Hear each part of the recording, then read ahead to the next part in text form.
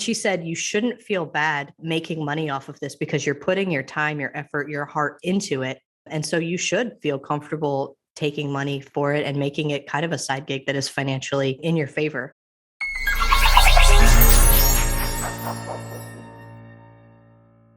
Welcome to Doc Working, the Whole Physician Podcast. I'm Dr. Jen Barna, and today's episode is going to be a really interesting one for those of us in the medical field who have thought about social media and are on the fence about whether to put ourselves out there and all the pros and cons of doing that. Today, we have a fantastic guest who I know you're going to love. Dr. Beachgem goes by Beachgem10, that's Beachgem, the number 10, on TikTok, and Dr.Beachgem10 on Instagram. Dr. Beachgem is a pediatrician, mom of 4. She has 605,000 approximately followers on TikTok at this point, 11.5 million likes on TikTok. And so I'm thrilled to have you here, Dr. Beachgem. Another thing that's really interesting about you is that you don't reveal your actual name. And I think that's something I'd love to talk with you about as well. We're not going to be revealing your actual name here on the podcast either. Welcome to Doc Working, the Whole Physician Podcast. Thank you for having me. This is a really cool opportunity. I found you on TikTok, and the thing that I love about what you're doing is that your videos are just so authentic. You know, you're just talking about something really useful as a pediatrician. You're putting useful, factual information out, and yet you're, folding laundry or holding a baby, or you're like in your real environment. And right. It's just so authentic. I love it. I'm interested in hearing about your journey as a pediatrician, as a mom, and then how you got into social media and what happened after that. Yeah, it's a funny story because I am such an introvert. Public speaking, like if I'm doing a Zoom, I get so nervous, even if it's like 3 students, like residents, I'm so nervous. But somehow I can have a conversation with 2,000 people on a live TikTok and it doesn't bother me at all. I actually got onto TikTok in the pandemic just because I was bored. And even Beachgem10 is my AIM screen name from, 20 years ago. I didn't think it was going to be like my social profile. I had no intention of being a creator. I just got on to have some fun. And then I saw people doing creative things and started to see the misinformation that was being spread early in the pandemic. We're talking June 2020. And I was like, I can talk about that. I need to correct this. I need to get some of this information out there. And for the first couple months, I got a couple likes, couple views, and probably November 2020 is when it really started to take off. I posted a couple of videos and very quickly went from around 10,000 followers to close to 100,000 followers, like literally almost overnight. And started to get more and more questions, and people trusted me because, I was sitting in front of a sandbox while my kids were playing, and they loved participating in the videos. And just having 4 kids crawling all over me all the time, it was just kind of an easy way to make content. And so it's just kind of grown slowly since then. I've added on the Instagram. I try to make some sort of content every day. The way that the TikTok algorithm works is if you post every day, they will keep sending you views. So it's one thing that's important. Making content is to be consistent. And so it's hard being a mom of 4, working full time. I do some disaster preparedness on the side. I also have another side gig that I'm starting up as a deployable physician in the case of a disaster. So the only time that I have to make content is when I'm doing something else, when I'm cooking, when I'm cleaning, when I'm doing laundry. And it just fits in pretty easily to that lifestyle. So first of all, how are you fitting this in? I mean, how in the world are you managing everything you're managing? There are days that I can make like 3 or 4 videos and then I can post while I work 3 overnight shifts or something like that. A lot of my car videos I have a spot that I pull over on my way to work and I've got 5 extra minutes before the shift starts and I can make a quick video. And it really only takes me maybe 5 to 10 minutes to edit it, to get ready to post, and usually about 10 minutes to make the video itself. I can pretty much make a content in less than 30 minutes. And again, I try to do it every day. And sometimes it's silly or stupid or just a reply video. And then sometimes I actually put more effort into it and do a little bit of research, or it's related to a paper that came out or something like that. So there's definitely content I put more effort into, but the content that tends to be a little more sassy and kind of off the bat, just that tends to get more views because people tend to like the sass. Yeah, I think people identify with the honesty and vulnerability. I think that does come across as very authentic. And that's something that people are looking for. So do you lie awake at night thinking of all of the different things you're going to talk about? Or are you just thinking on the way to the spot where you park? How do you plan for what you're going to do day to day if you're putting out that much content? I have such terrible ADHD that a lot of times it's on the fly. I'm like, oh crap, I've got 3 minutes to make a video. What am I going to do? In TikTok, you have a draft folder, things that aren't published yet that are just videos that are unfinished. And I probably have 200 something videos in draft. And most of them are just like a placeholder video to reply to a comment, or I'll have an idea at a random time and I don't have time to make a video. So I'll just leave it. Some of them are videos that are going to take some time, like videos when I got my booster. So it's going to take 3 or 4 days to make a video about that because it's time. So I have something going kind of all the time now. And that's taken work and effort. And it does take thinking about it, but I don't necessarily stay up late at night. I get a lot of comments and DMs, private messages saying like, hey, I have this question. I'd really love for you to talk about this. So the more content I've put out, the more ideas people have brought to me for new content, things that people just want brought down to a level that's understandable. And that is one thing that I've been told about my content that I'm not doing necessarily purposely, is that I'm taking some of the information that's a little bit more higher level and bringing it down to a level that lay people can understand, digest, and be able to potentially reiterate to family members or anyone that has questions. Yeah, that's terrific. That's so helpful, I think, to your viewers.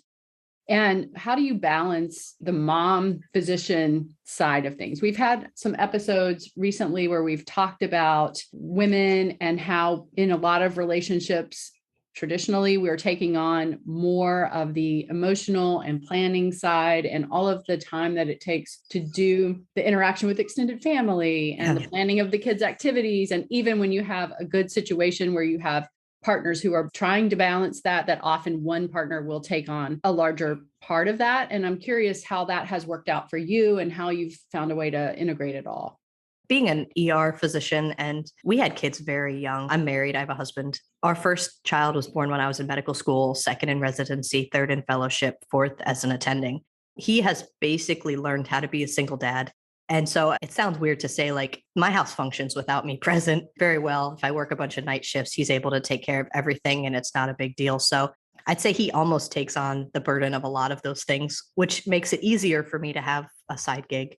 So I think that we are, as a couple, well balanced in that respect. We also have a nanny who comes a couple days a week that is able to help with the kids, and she bakes and she helps organize and clean, which is just a huge stressor off kind of the both of us.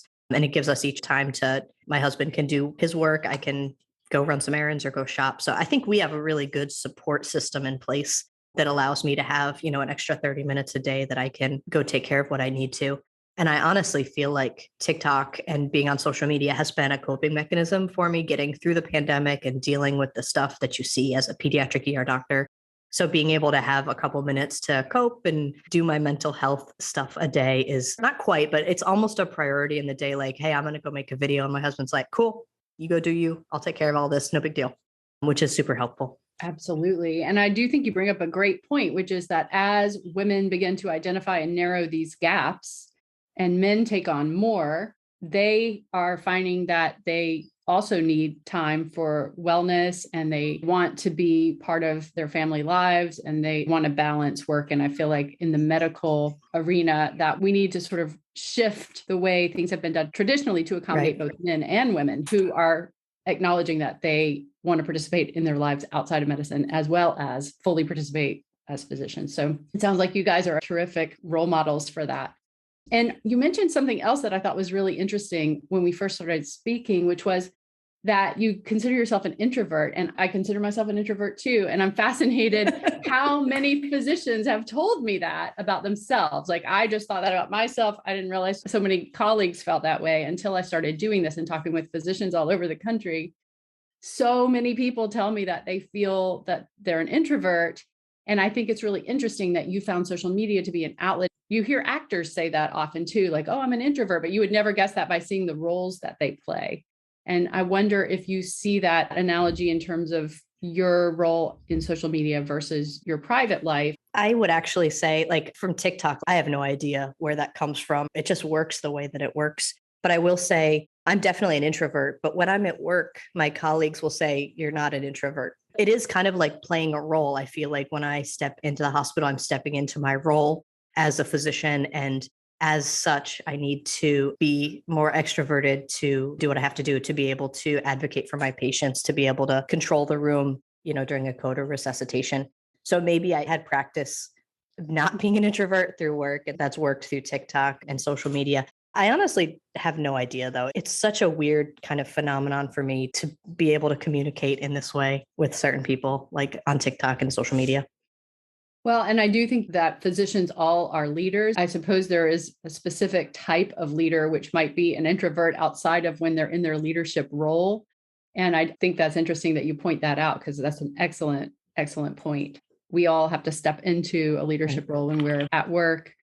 And I'm wondering about your social media presence from a side gig perspective. A lot of physicians are interested in building their financial stability, paying off debt, and they're looking at potential part-time side gigs that they can do to help bring in some extra income. And I'm wondering if bringing in extra income is part of this or not. Is that a reality in relation to building a social media audience? It is something that I'm going to be working towards.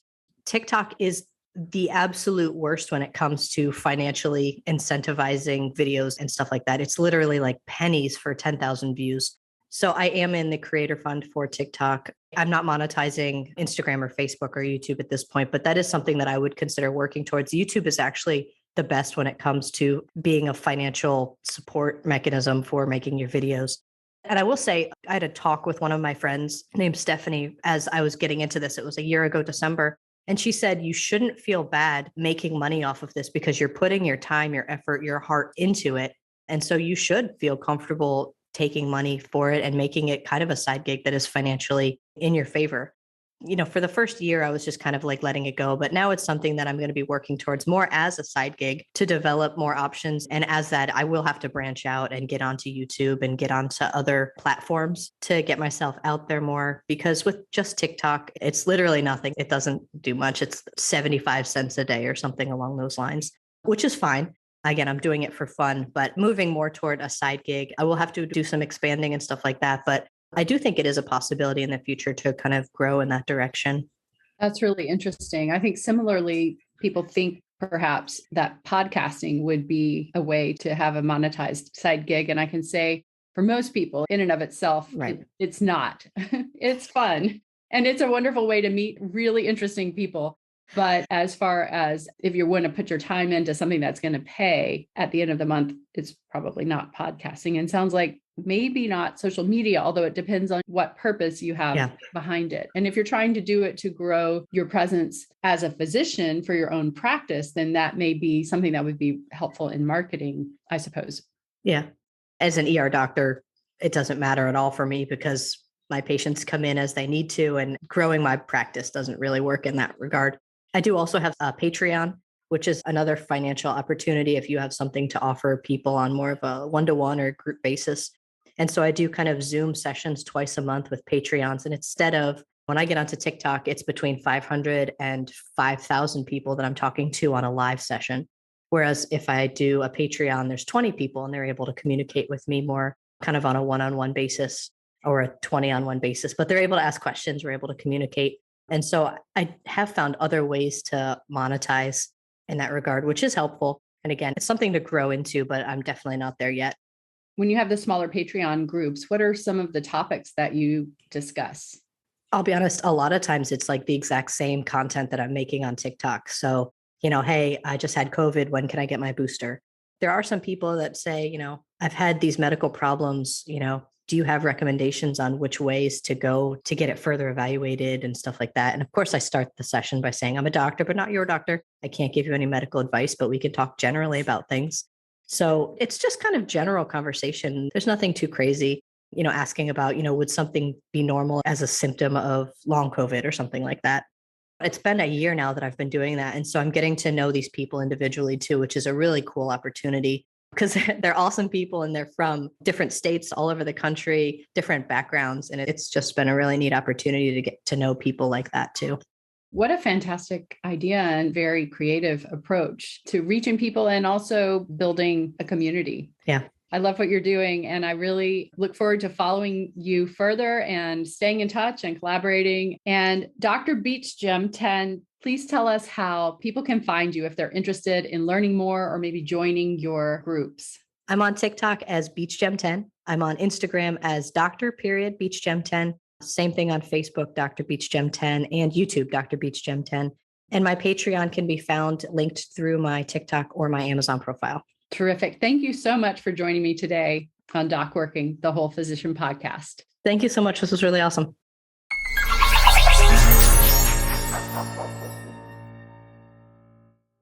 I'm Amanda Taran, producer of Doc Working, the Whole Physician podcast.